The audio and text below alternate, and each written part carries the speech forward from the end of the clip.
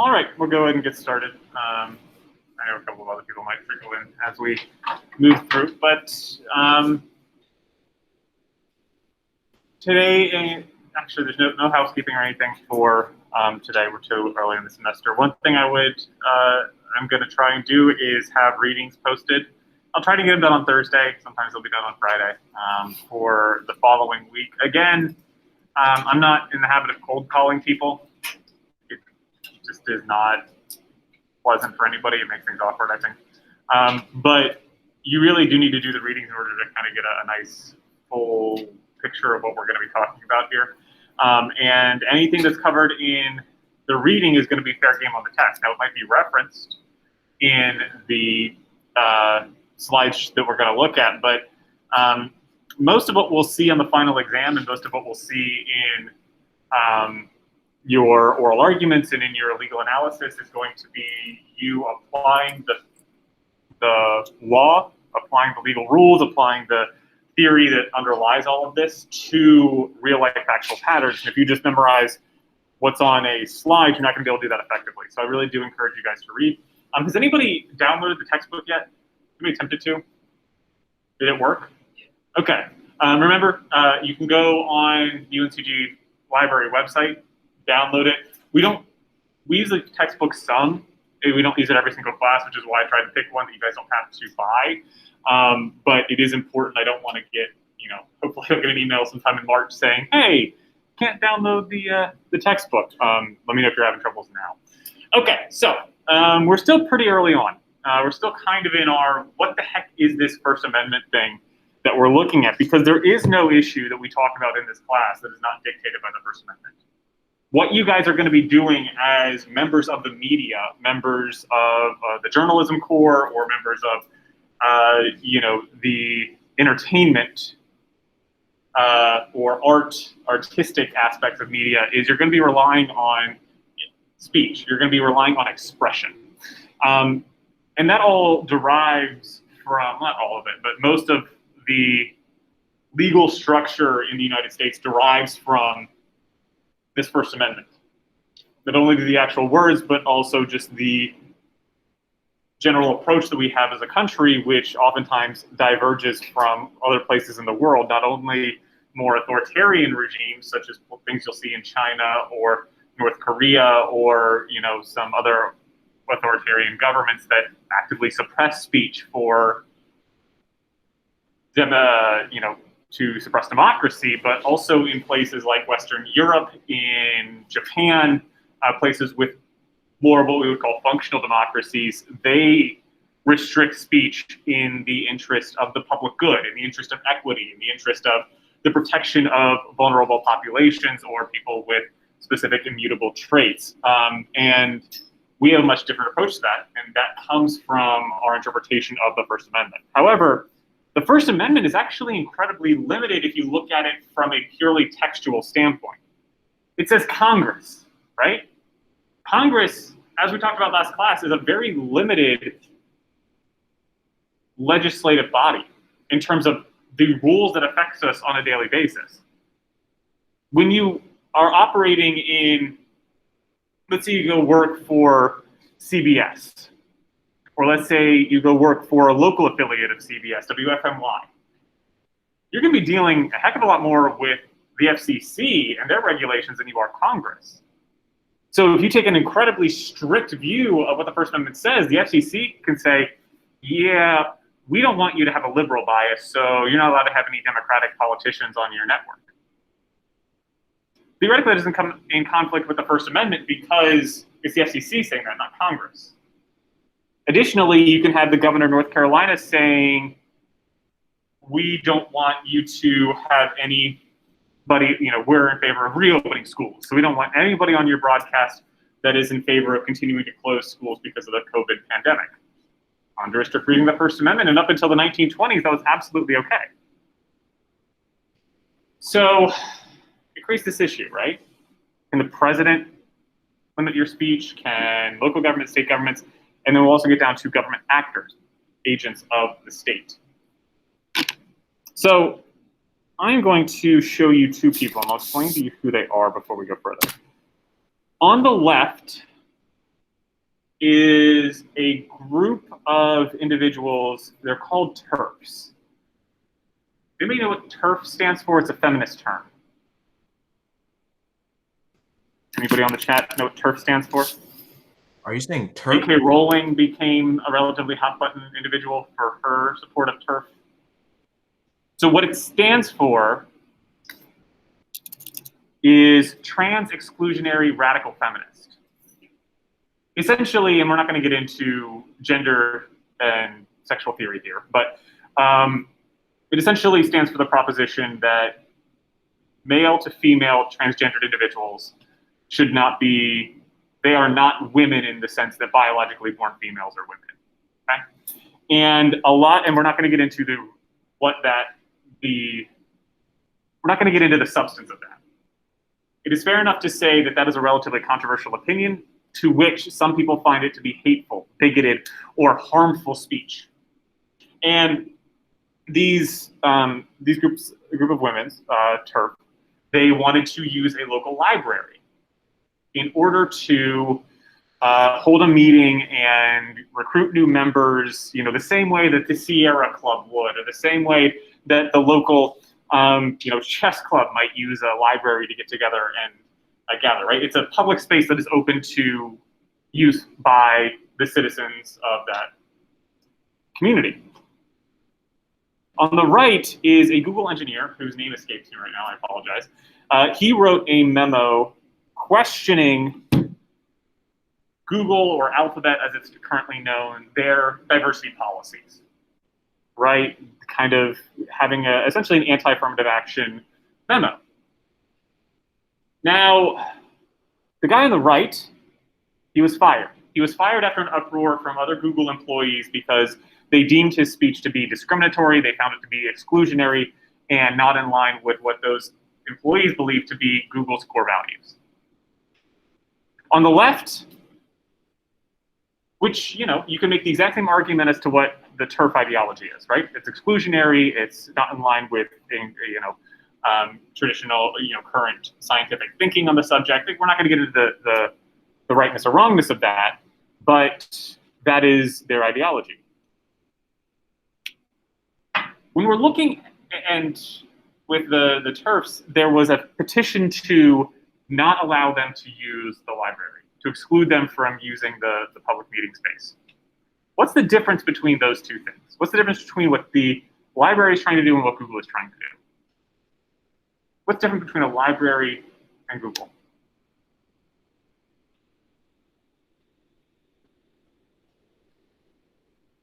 Library is exactly, private versus public. Google is a private entity. The library is not Congress, goodness gracious. It's about as far away from a congressional body as you can possibly imagine. However, it is the government.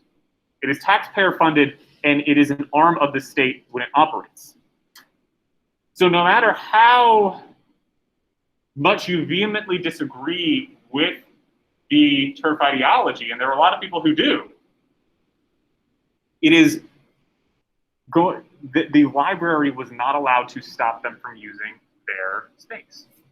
Because a library, as an agent of the state, is not allowed to discriminate on the basis of viewpoint, discriminate on the basis of content, disagreement with how harmful, how horrific they particularly find that speech. So the First Amendment, and you'll see a lot of the First Amendment here, and it actually happened so recently, it already made these slides, so I didn't update them. But the First Amendment does not apply to private individuals. It does not apply to private companies. It does not apply to anybody who is not an agent of the state. And I like this XC, whatever, the comic. I like this comic because, a lot of times, and we saw this when President Trump and other individuals who were involved with the Capitol riots and trying to overturn the 2020 election, they were saying, my First Amendment rights were violated when they were being kicked off of Twitter. And I think that there is a very real conversation that we should be having about the ability for private companies to kick off prominent individuals based on speech, right? That creates an uneven playing field, especially with the amount of power that these Twitter and Facebook and Instagram has. But the First Amendment doesn't play into this at all. Twitter's a private company. They can let anybody they want to onto their platform, and they can kick somebody off simply because they don't like what they're saying, or because Twitter considers itself a liberal company and they want to discriminate against conservatives. Maybe not good public policy, maybe not, good for democracy, but it has nothing to do with the First Amendment. And that's what we all need to keep in mind of contextualizing what we're talking about here. Let me give you, but how the rights, I do always ask, how can the free speech rights of private employees be protected? So the First Amendment is similar to the 14th Amendment. Do we know what the 14th Amendment says? There's a lot of stuff, but we know the Equal Protection Clause is what most people know the 14th Amendment to be. It essentially says the government can't discriminate on the basis of race, national identity, or religion.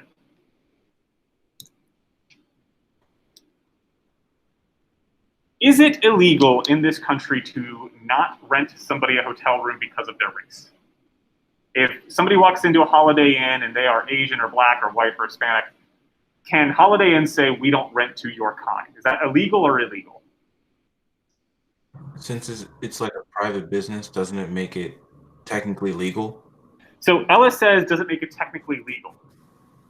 The answer is no, but not because of the Equal Protection Clause of the Constitution. Constitutionally, yes, Holiday Inn can say, I don't want to rent to you because you're black or Muslim or Wiccan or whatever other reason they decide to come up with. However, in 1964, we passed this thing called the Civil Rights Act. And the Civil Rights Act says that when you are a carrier or a place of public accommodation, it is illegal for you to discriminate on the basis of race.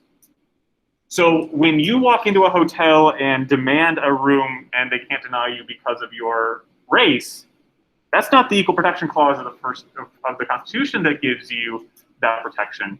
It is an act of Congress. The act of Congress can regulate private businesses. Congress tomorrow could absolutely pass a law that says Twitter, Facebook, you are not allowed to discriminate on the basis of, well, they would likely be able to pass this law. I'm sure that it'll be challenged. They would likely be able to pass a law that says you are not allowed to discriminate on the basis of viewpoint. You are not allowed to kick people off because you think they're conservative or liberal, libertarian, or socialist. But it would come from an act of Congress. They would not be able to rely on the First Amendment. So,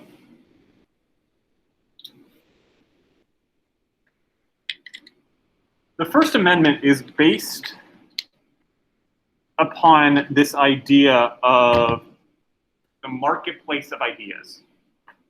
And the marketplace of ideas is an incredibly libertarian, not in the political party sense, but in the approach to government sense. It is based on this libertarian idea where the less government intervention into a marketplace, the better it's going to be, because it allows for competition. Competition is healthy. It eliminates poor options. Economically, it eliminates poor businesses and allows new businesses to thrive. That is the First Amendment's approach to speech. Government's going to stay out of it. The government's not going to regulate to the best of its ability what people can and cannot say, what people can and cannot express. And with that, the better ideas will win out, and the poor, less good ideas will lose, because people are rational, people can be objective, and people can listen to opposing arguments and select what they believe to be the better one. This is also the approach that we had in 1791, when you got your news from the guy standing in the middle of the street yelling about what happened in Washington, or you'd have to wait 4 weeks for the Pony Express to bring you the latest newspaper. There's a very real conversation that we should be having, and a lot of people are having, as to whether or not the marketplace of ideas has failed. 2 reasons for that. Number one, Marketplace of ideas only works if there's competition. A market failure is known as a monopoly. If you only have one telecoms industry, or business, you only have one, let's just even keep it smaller. You have one general store in a town that is selling toilet paper and food and medicine. They're going to be able to charge whatever the heck they want for it because you're a captive audience and you need that. There's not going to be any incentive for them to give you a fair price. So when there's a monopoly, competition is broken down. There's a market failure. There's a very real conversation. That's what's happened with ideas here. Right now, this is actually an outdated fact sheet. Because GE doesn't own NBC anymore. Comcast owns NBC. 20th Century Fox doesn't exist anymore. Disney bought it. Warner Brothers bought HBO. We are having fewer and fewer different media organizations. And you even have gotten to the point where, in terms of local coverage of news, your options are one company. Sinclair Media has bought up a lot of local television stations. And so there is no opposing viewpoint. The other market failure that you can run into, and this is certainly much more of a recent, the past 10 years phenomena, is, does anybody spend a ton of time looking at news that directly contradicts their viewpoint? And the answer is no. I'm certainly guilty of it too. If you're watching MSNBC, you're probably not watching Fox News. You're reading the New York Times, you're probably not reading the Wall Street Journal. And so it creates this echo chamber. Marketplace of ideas only works if you're going to get exposed to differing viewpoints.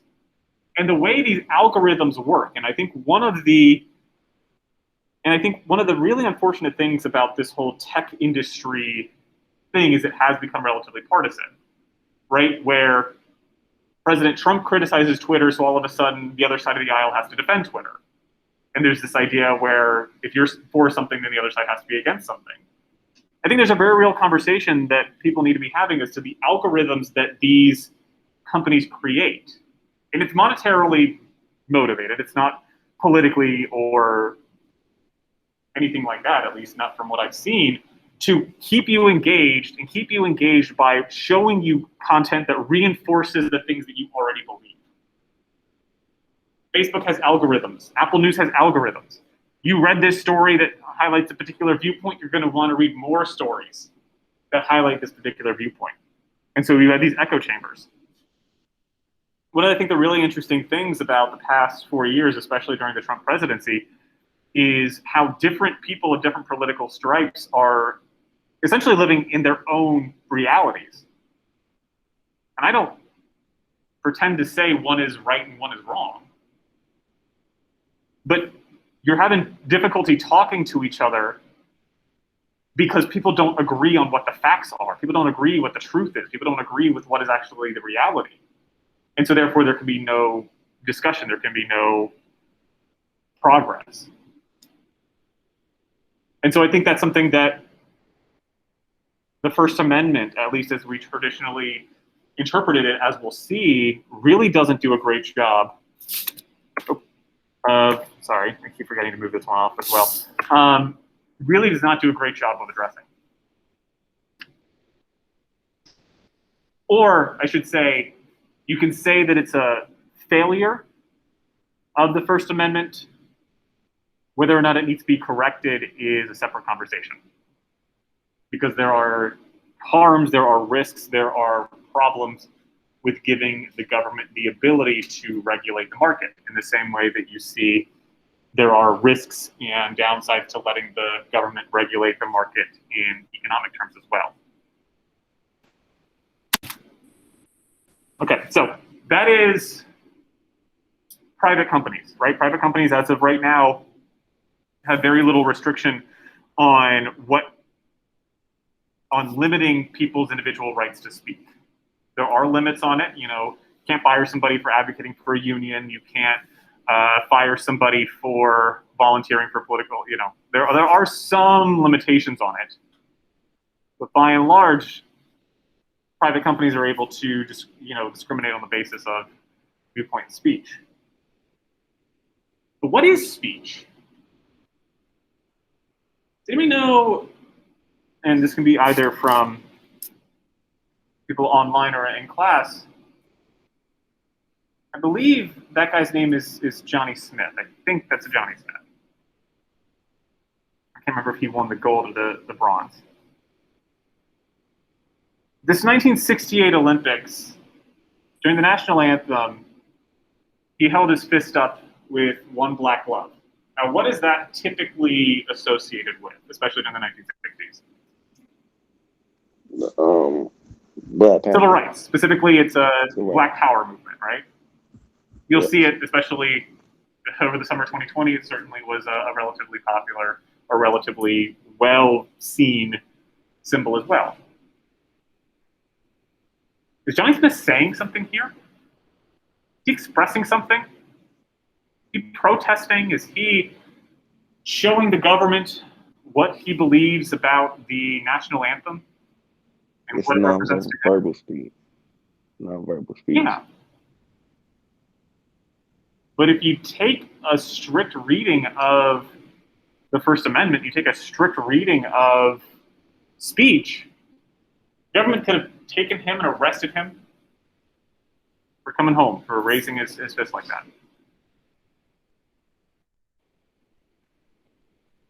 And that's why we don't have a particularly strict reading of what speech is. And what I want you guys to do is I want you to think of freedom of speech, and I want that to not be what you have in your mind, because it's a narrow way of viewing things. Instead, it's the freedom of expression, the freedom to show, to communicate ideas, communicate thoughts. And this, one of the cases that really kind of put as fine a point on it as possible was a case from the 1940s during a case called West Virginia Board of Education versus Barnett. And the facts of the case were pretty darn simple. What happened December 7th, 1941? The date that shall live in infamy, as FDR said. Pearl Harbor. The nation of Japan declared war on the United States, bombed Pearl Harbor, and all of a sudden the United States was an armed combatant in World War II. Obviously, when we have a period of war, especially after the country has been attacked, there is a period of hyper-patriotism. You saw it after 9/11. You see it after World War, when the United States entered World War I. You saw it during the Cold War. And that hyper-patriotism oftentimes comes with that being passed along to children. And so the West Virginia Board of Education passed a law, or passed a regulation, that stated all students must stand and recite the pledge as part of the morning activities in elementary school.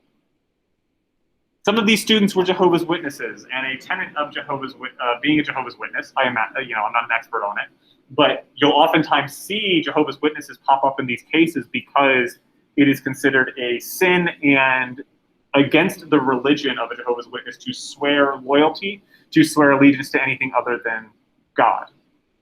That is my understanding. Again, I'm not a Jehovah's Witness, so if that's incorrect, I do apologize.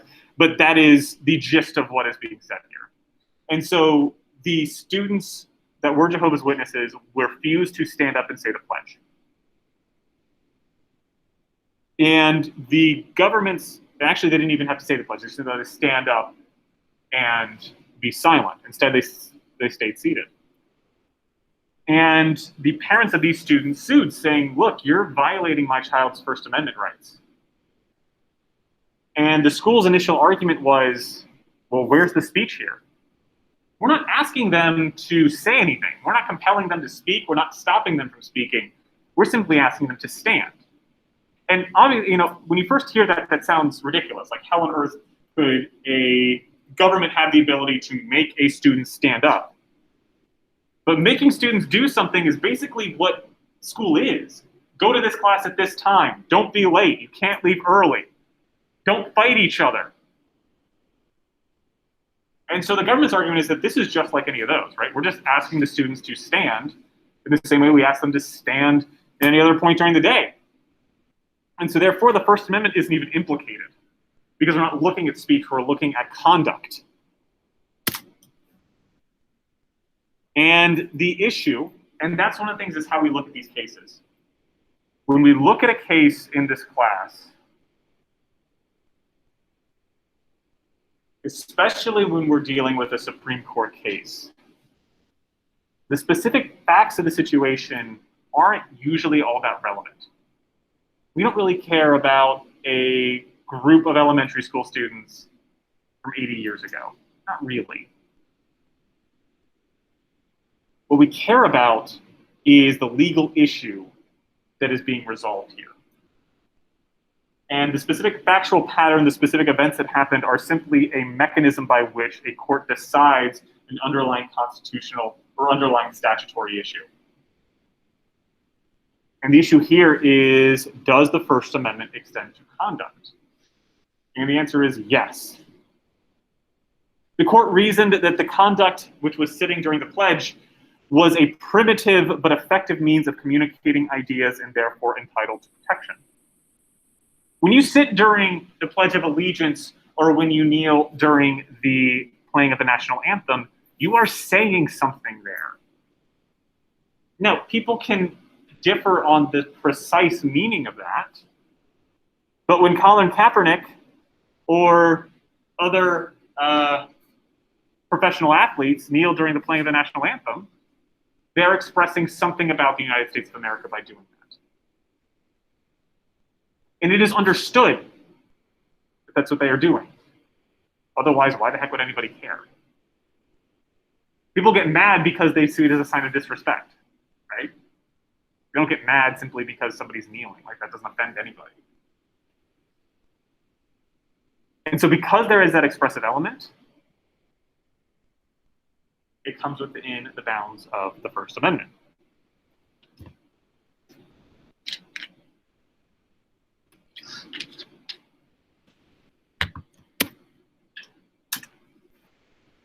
Okay, so conduct can be speech. We'll get into the specifics of that in a little bit. But here's a question that I often ask students. Is money speech?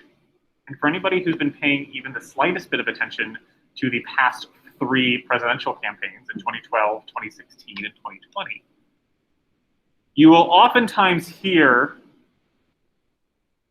the phrase, money is not speech. Get money out of politics, overturn Citizens United. President Obama, Hillary Clinton, and Joe Biden all had as a specific platform in their campaign to overturn the decision called Citizens United, and that money is not speech. And I think we can all agree on that, right? Money is not speech. Actually, having money sitting in a bank account is not the same as speaking or having students sit during the Pledge of Allegiance.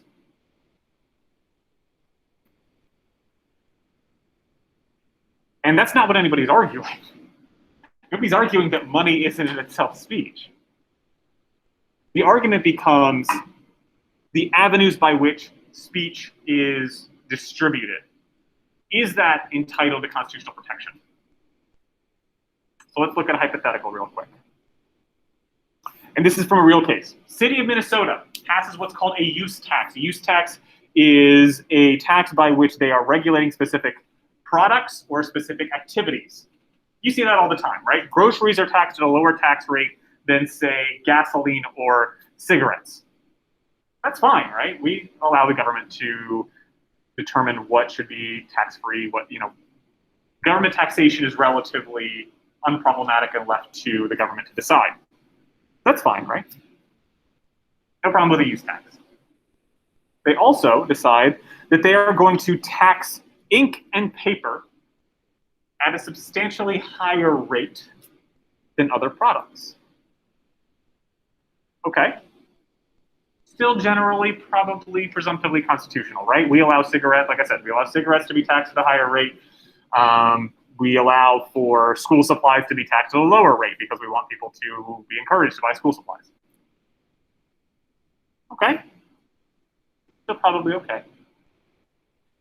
Then the law exempted the first $100,000 per year spent on ink and paper from the higher tax rate. So let's say the sales tax is 5%. For your first $100,000 worth of ink and paper purchases, you're taxed at 5%. After that, your $100,000 and up, you're taxed at 25%. Is that going to affect anybody in this room? Is anybody in this room spending $100,000 a year on ink and paper? I would hope not.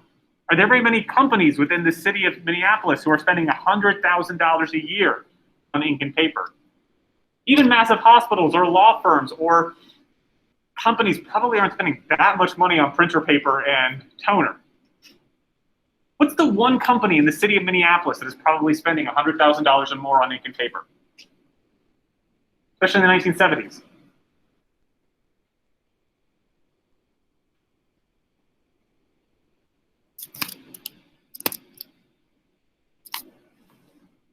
Minneapolis Star, Minneapolis Journal.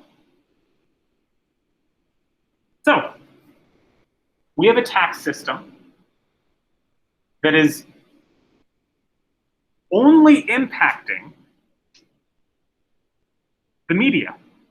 It is only impacting the paper, which has been highly critical of the local government. Now, if money isn't speech, or money is unprotected and unaffected by the First Amendment, then there's nothing wrong with this, right? They're not stopping Minneapolis Star from saying a darn thing. They're just taxing. But the power to tax is the power to destroy. That is something that you'll oftentimes hear political scientists say. And so, should we allow the government to regulate the mechanisms by which speech is distributed? This comes from a case called Citizen, and the real flashpoint came about 11 years ago in a case called Citizens United versus the Federal Elections Commission. And one of the things I'm going to have you guys do for next class is listen to I think it's a really fantastic podcast. It's a couple of years old now, but it's by the people who do Radiolab. If anybody has listened to Radiolab. It's called More Perfect, and it looks at particular Supreme Court cases. But to kind of give you the short and easy version of Citizens United versus FCC, John McCain, and I think it's Senator Feingold, I can't remember their first name, passed a law in the early 2000s called McCain-Feingold Campaign Finance Reform, which did a couple of things. It put limits on the amount of money that individuals could contribute to political candidates. It limited the amount of money corporations could spend on political advertising, and it limited the actions of what are called, limited the expenditures of what are called political action committees, PACs. You also might you've heard the term super PACs in the past as well. And the case involved the production company called Citizens United, who were hyper conservative and released documentaries critical of liberal politicians, specifically Hillary Clinton, who at the time in 2008, when this case originated, because remember, if the case was heard in 2009, you probably had the facts of that case occurring in 2007 or 2008, because things take a long time to reach the Supreme Court. made a documentary called Hillary the Movie. They talked about all the ways in which Hillary Clinton was just the worst politician that ever did live. And they wanted to release it on videos on demand, right? Time Warner Cable had a way you could purchase video streaming services. You could pay your $3.99. You could watch Hillary the Movie for 24 hours, then it would go away. And the FEC, the Federal Elections Commission, said, no, that's illegal. Because you're a political action committee, you can't spend money on what we call electioneering 30 days before an election. It modeled pretty similar restrictions that we see in other countries, especially those in Western Europe. And Citizens United said, wait, the government, you the government are telling me that I am not allowed to distribute politically relevant documentaries, politically relevant speech right before an election when most people would want that information. And on top of that, in 2004, 4 years before this whole thing happened, we had Fahrenheit 9/11, which was a Michael Moore movie. It was released in theaters less than 30 days before an election and was on video on demand up until Election Day in 2004, and it was incredibly critical of George W. Bush, a politician. And that was fine. You let ads run during NFL football games for that. And so the Supreme Court took up the case, and the question was, can the government regulate money being spent on speech and where certain speech can be shown? And you'll hear it on the podcast, but during oral arguments, and I actually want you to listen to it because it gives a good idea of how badly an oral argument can go and how important it is to prepare. The attorney that was arguing for the government, he was answering some hypothetical questions, right? You know, if we allow the government to do this, then what else should we allow the government to do? Can we allow the government to, regulate, political advertising in any sense? Like if if Barnes & Noble was distributing a book and somewhere in the book said, do not vote for Mitt Romney in the 2012 presidential election, could the government ban it? And the attorney for the government answered yes. The attorney for the government of the United States of America got in front of the United States Supreme Court and told the 9 justices that the government had the ability to ban books. Think about how the United States approaches speech. And if I were to tell you the one thing that goes against the entirety of our free speech history, even if you don't know it that well, banning books would not be included in that. We have several books that we assign to students, Fahrenheit 451 in 1984, that go directly into why we don't let the government ban books. And we have an attorney for the United States government getting up and saying the government theoretically has the ability to do that. Now, is the government of the United States getting up in front of the Supreme Court and saying, I want to do that because we like government power and we want to suppress minority voices and we just want to control what people say and therefore control people think? No. There are obvious downsides to allowing unfettered political expenditures. Because if I want to support a political candidate, how much money can I spend doing that?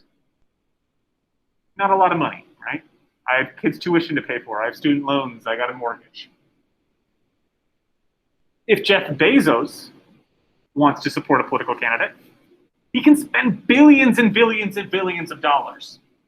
That has 2 problems. Number one, it gives an incredibly unfair and unequitable microphone to the rich and powerful, and therefore drowns out the voices of what we consider everyday Americans.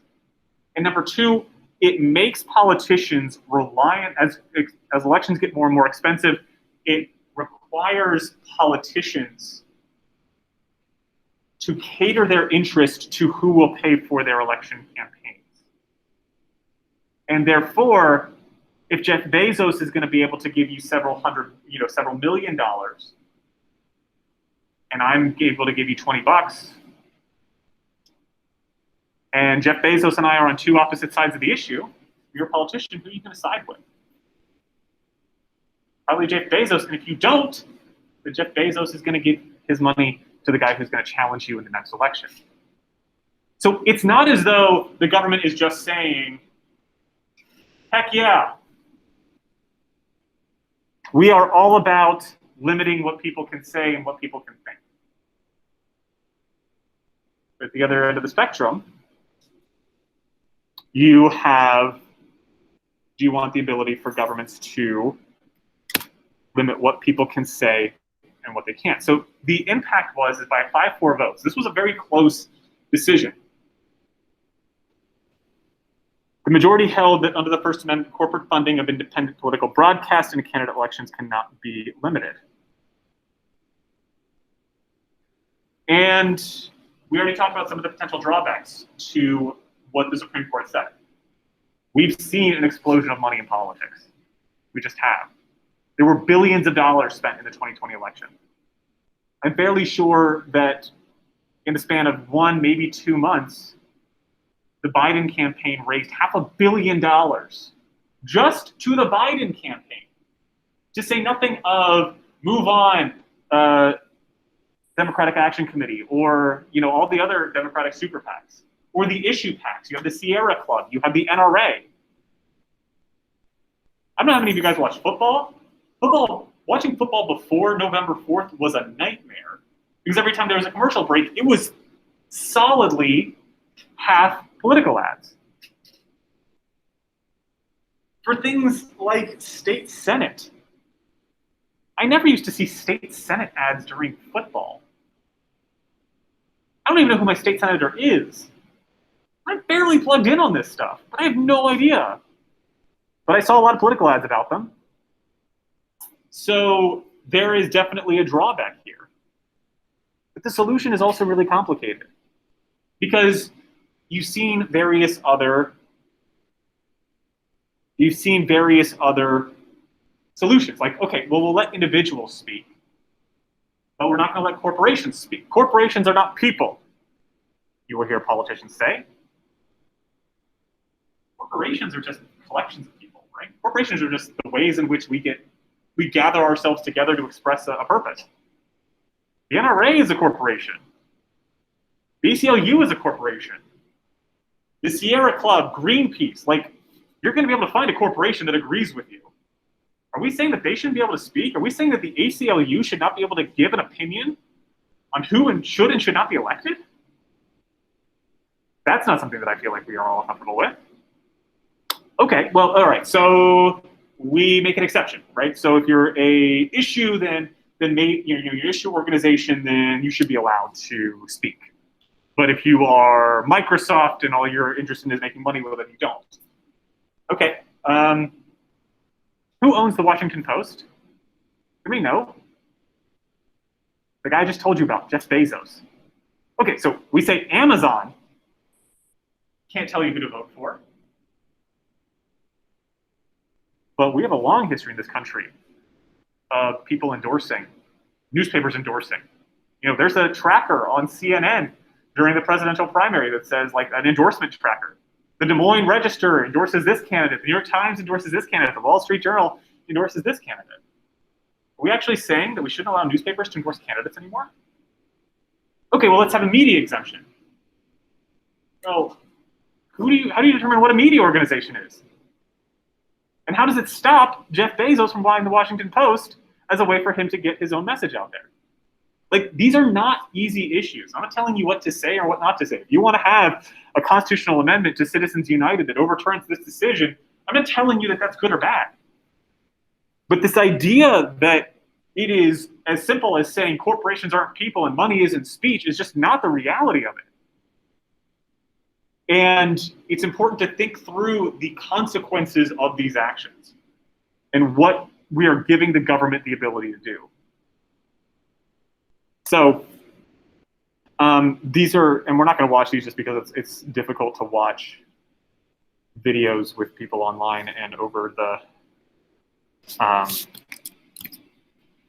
in class. But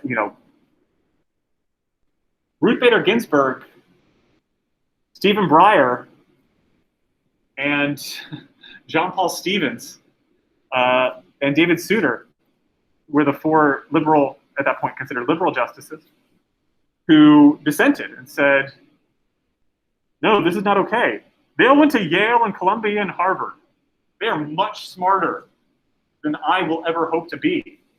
And they said that McCain-Feingold was fine. They're not doing it because they want to limit the rights of people. And that's why I always go back to, I want to encourage you guys in this class, as we get into these issues, to think about them in non-binary terms. When we said that Japanese Americans can be interned because they are Japanese American, that is wrong, and we can say that that is wrong, and that is an absolute that we can hopefully all agree on. Beyond that, you're not going to find a ton of cases that are just evil or absolutely correct. At least I don't see a lot of them. We're not going to cover a lot of them in this class. So that's what I want you guys to kind of be thinking about. What is speech? And should we have an incredibly broad definition of speech to prevent the government from abusing its power, or should we have a more narrow one where we allow the government to value equity over liberty? And in the speech context, in the same way we see with things like racial discrimination and religious freedom, liberty and equity are on the opposite sides of the spectrum. When you tell somebody they have to let people of all races and national or and religions to stay at their hotel, that is an infringement on their liberty. But it is justified, A, because we think discrimination is bad, but also because it serves the purpose of equity, allowing people to travel freely, allowing people to not feel as though they are unwelcome because of the color of their skin. And we oftentimes see that in the speech context as well, especially when we're talking about the ability to spend money on speech. Okay, so we talked about conduct can be speech, obviously, especially when it's something obvious like holding a hand up for Black Power during the 1968 Olympics, or kneeling, refusing to stand during the Pledge of Allegiance, or a sign of the cross if you are of the Christian faith, or clothing, wearing a yarmulke, wearing a hijab, wearing a turban. I believe Sikhs in turbans. Again, I always am hesitant because I might say something slightly wrong, but that's my understanding. These are things that are conduct that are clearly expressing something specific. So now we're going to talk about symbolic speech. Music, dance, silent films. In the top right-hand corner, that is an art piece known as Piss Christ, based solely on the title of that artistic work. Does anybody know what Piss Christ is? It's a picture of it. It's exactly what you think it is. It is a crucifix in a tank of urine. Now, is there any speech here? Is he saying anything? No. A symbol that is expressing something specific. And as offensive as you might find it, frankly just lazy, which is what I find it to be, like you're very edgy, congratulations. I'm not sure that makes you an artist. Should that be protected? So,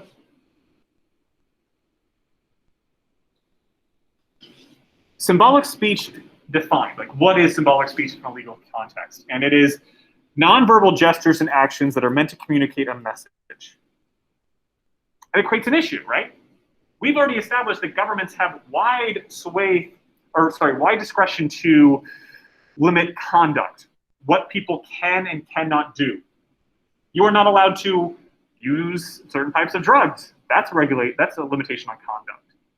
You are not allowed to trespass. That's a limitation on conduct. You're not allowed to abandon your kids in a well. That's a limitation on conduct. Most of the laws that we have in this country are limitations on what you can do with your own body or do with your own actions.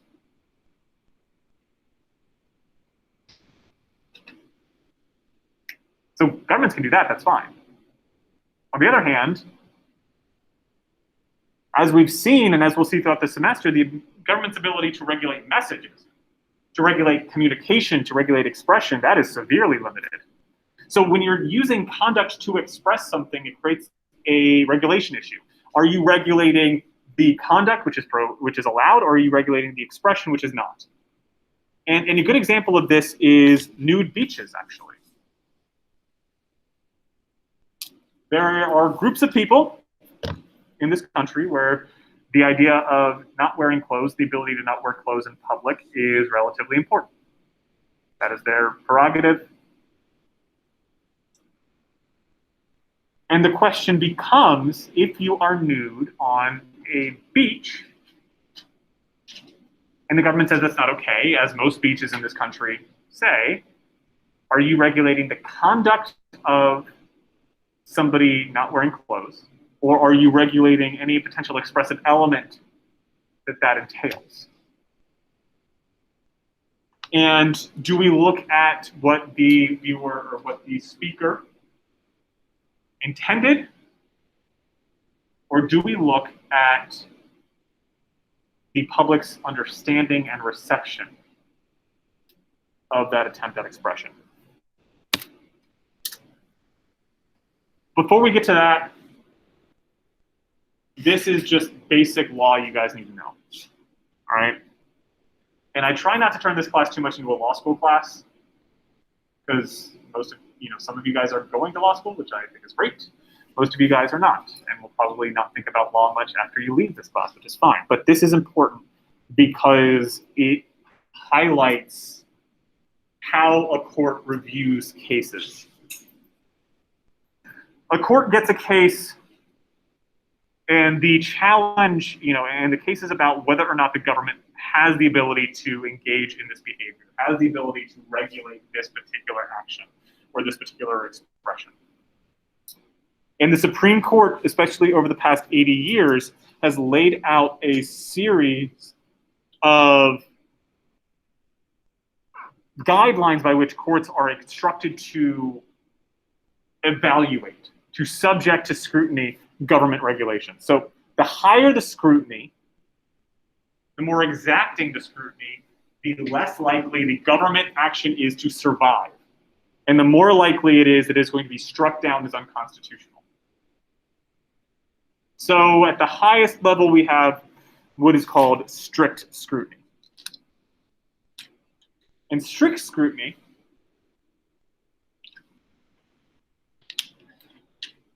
a legislature must have passed the law to further a compelling government interest and must narrowly tailor that interest to fit.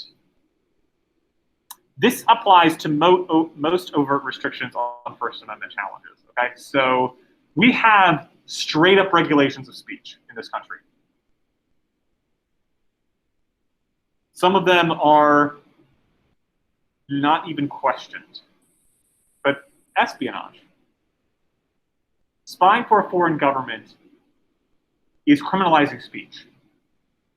You are stopping somebody from speaking something to somebody else. But we've traditionally not had a problem with that because it meets strict scrutiny.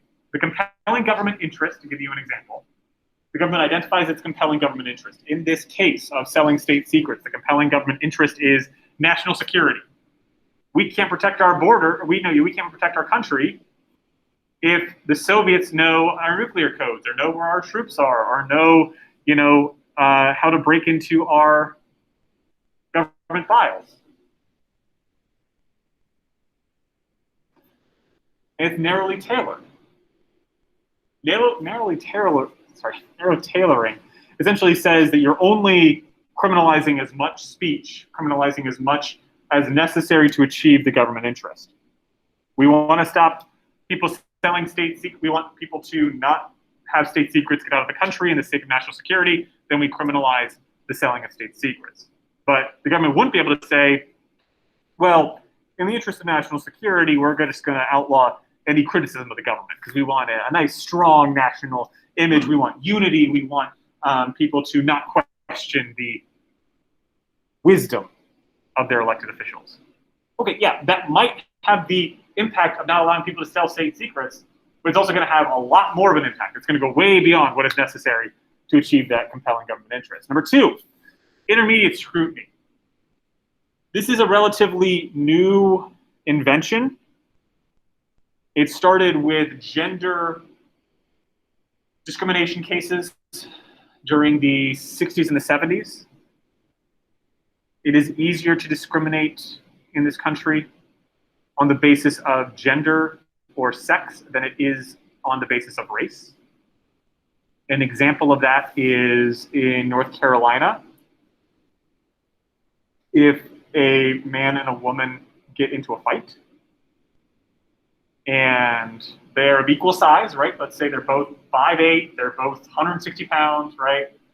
They hit each other, exert, the same amount of force. The man is getting charged with assault on a female, which is a class 1A misdemeanor, which is more akin to a felony. Carries a maximum prison sentence of a year in jail, and is going to have future impact on any their points against any potential convictions in the future with felony. The woman is getting charged with simple assault. It is a class 2 misdemeanor, maximum punishment of 60 days in jail. The only difference between those two people is one of them is a man, one of them is a woman. It is textbook gender discrimination. There is no other way to describe it as other than discrimination. But the government is going to say, look, yeah, no, it's discrimination, but there's a lot more of a history of men beating up on women than there is women beating up on men in this country, especially when we get to the domestic violence standpoint. And so we, as the government, have the ability to and have a rational interest in dissuading male versus female crime and male versus female violence, where there isn't that corresponding concern from female to male. Now, if we were looking at that from a racial standpoint, that's getting thrown out of court every single time, and that's getting struck down. But because gender discriminations are subject to what we call intermediate scrutiny, and all the government has to show is that the government interest is important, and that the means are substantially related to that interest, it's going to be easier for the government to convince a court that their regulation, that their law is constitutional. Number three, the lowest rung, is what we call rational basis.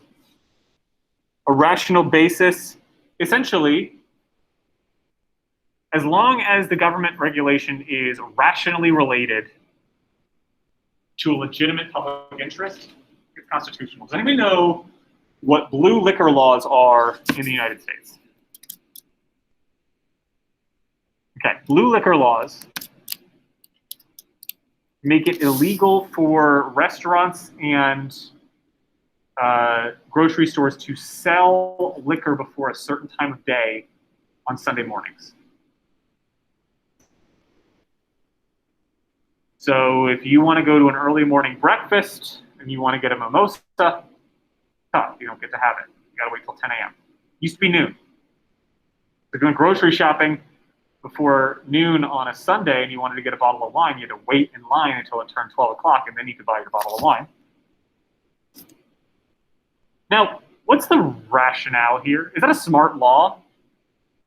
Like, I've never heard a good answer as to why it's dangerous to buy liquor on Sunday morning, but like Saturday morning's fine. It comes down to church, historically. People should be, in church rather than getting boozed up, as they would say in the 1800s. But I've never heard a really good interest. And I've never heard the government be able to make a really compelling case why these laws are necessary. But if I challenge it and say, I would really like to get a mimosa at 9 a.m. on a Sunday, the government's going to say, okay, it's rational, right? I mean, maybe we don't agree with it as individuals, but it's rational to limit intoxicating substances at certain times in certain places. Now, if I want to get the blue laws changed, right? I want to have mimosa at 9 a.m. What can I do aside from bringing a lawsuit in court? I can vote, right? I can vote for politicians who are going to pass laws that more accurately reflect my priorities. That's what I really try and hammer home, especially in these early cases, these early lessons. Constitution constitutional does not mean good, unconstitutional does not mean bad, as we talked about last class. And the judiciary is not intended to be this knight in shining armor that's going to ride in and overturn the rule of dumb people. We have a democracy, and sometimes that means that the democracy and majority is going to make laws that we think are dumb and that we don't like. Your job as a citizen in a democracy is to get other people to vote in your way, is to persuade them, utilizing the marketplace of ideas. So unless something comes in conflict with the Constitution, and more often than not in this class, the Bill of Rights, then your recourse is not to go to the federal judiciary and ask them to overturn the will of the people. Your job is to get the will of the people to reflect your priorities. Okay, so returning to strict scrutiny, right? This is going to be the one that's really difficult to survive. Narrow tailoring means that the law cannot be vague, right? People need to be put on notice as to what conduct or what speech is prohibited or not prohibited. And that's why oftentimes as we move this through the semester, we'll see laws be struck down that like criminalize offensive speech or or rude speech. What's rude to one person might be very unrude to another person. Speech that is overbroad, that it criminalizes too much speech, or under-inclusive. Essentially, it doesn't criminalize enough speech. We'll talk about how one of the, when we talk about hate speech laws that have routinely been struck down in the United States as violative of the First Amendment. We'll look at laws that have been struck down because they only criminalize certain types of speech. They only criminalize, like we'll talk about it when we talk about a case called RAV versus St. Paul. It was a law that prohibited the public display of burning crosses and Nazi swastikas. And the government interest is like, well, we don't want people to feel threatened in their own community, right? We want people to feel welcome. We don't want these symbols of hate to be distributed or to be displayed in our town. And the government and the Supreme Court, when they looked at the case, said, okay, even if we accept that as a compelling government interest, are Nazi swastikas and cross burning the only way that people can, are the only symbols that make people feel unwelcome on the basis of race or religion or orientation or gender? No, there are a lot of them. And if you were really interested, City of St. Paul, in stamping out public displays of symbols that make people feel unsafe, then you wouldn't have only gone for two. You would have gone for all of them. And so actually what you're doing, City of St. Paul, is targeting viewpoints you don't like. You're targeting white supremacy, you're targeting Nazism, and that's very good. I'm not going to be sitting here and saying that laws targeting Nazis and white supremacists are bad. But there's an inherent risk in allowing the government to target only particular kinds of really harmful speech. Because you look at the hate groups in the United States, there are, white supremacy and Nazism. I think there's a very good argument that those are the two most pressing, but they are not the only ones. And so you can't do this thing piecemeal. Either go against discrimination, either go against hate, either go against violence on the basis of race, gender, sexual orientation, or don't do it at all. Because then you allow the government to identify acceptable viewpoints and unacceptable viewpoints. And if there's one thing that the First Amendment does not allow, it is the government to pick and choose winners and losers based on the viewpoint they agree with or disagree with.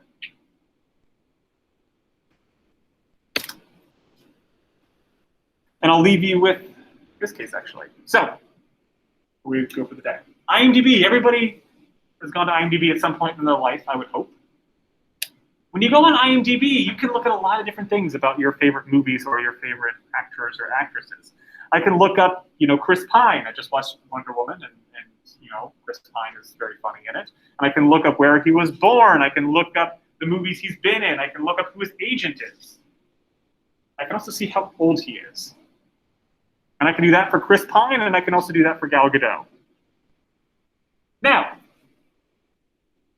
is it easier, and I don't expect you guys to be experts on the Hollywood business, I'm certainly not, but is it easier for an actress to get work when she is 24 in LA or when she is 44? Very much 24, right? There is a very real and very documented age discrimination against all actors in Hollywood, but particularly actresses. And so the state of California decided that they wanted to rectify that. Age discrimination is illegal in California. It's illegal everywhere, actually, but it's just, illegal in California. And so to try and stamp out this pervasive problem with age discrimination against actors and actresses, but specifically actresses, they said, IMDb, you are no longer able to display the age of actors and actresses. IMDb said, hold up. Where on earth do you get off, state of California, telling us what we can and cannot say? This is stuff that it is not inaccurate, it is not libelous, it is not obscene, it is accurate, truthful speech. And how old somebody is a matter of public concern. Now, maybe you don't think that it's a matter of public concern, but I've absolutely wondered how old somebody is and looked them up. When all those women in their 40s were getting super creepy about Taylor Lautner when Twilight was super big and he was 17 years old, I wanted to know how old Taylor Lautner was to see exactly how creepy those women were being. So it is a matter of public concern. Okay, so the government has been able to identify a compelling government interest, right? They're going to say stamping out age discrimination, stopping actors and actresses being denied job opportunities because they reach the mythical age of 40. That is absolutely something we want to stamp out. And the government and the Supreme Court, or the court that's looking at the case, is going to say, absolutely, we agree. Stopping discrimination is important. But I can go on Wikipedia and find out how old somebody is. I can go on Twitter and find out how old somebody is. You're only targeting IMDb. And yeah, sure, it's the most popular one, but does that really stop age discrimination? And additionally, are actors and actresses being discriminated against because they're 40? Or are they being discriminated against because they look 40? And are you really able to say that by casting producers who know this information anyway, not being able to go on IMDb and find out exactly how old that actress is that going to have one iota of meaningful difference in stopping the pervasive problem of age discrimination? The answer is no. Now, the case is currently in litigation, but I honestly have never seen a case that is so obviously going to be struck down in my life. It's dead on arrival. And I think California knows that. I think they're doing it so that they can look tough on discrimination without actually ever having to do anything. And you'll see that with certain laws that are passed. You'll see laws, and you'll see it with local governments and state governments and federal governments. They're passing laws they know are never in a million years going to pass constitutional review by a court, but they get to tell their constituents, hey, look at what we're doing. It's just those mean old justices, the black robes who are hiding behind the First Amendment, they're not letting us fight for you.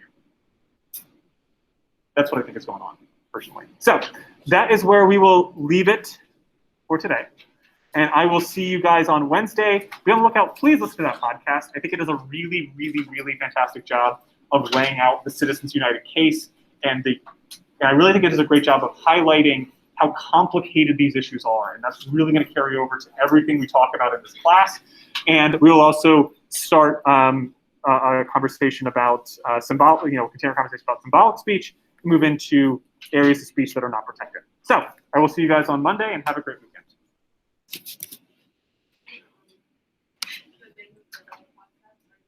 I'm gonna post it on Canvas. It's called More Perfect. What? More Perfect? More Perfect, yeah.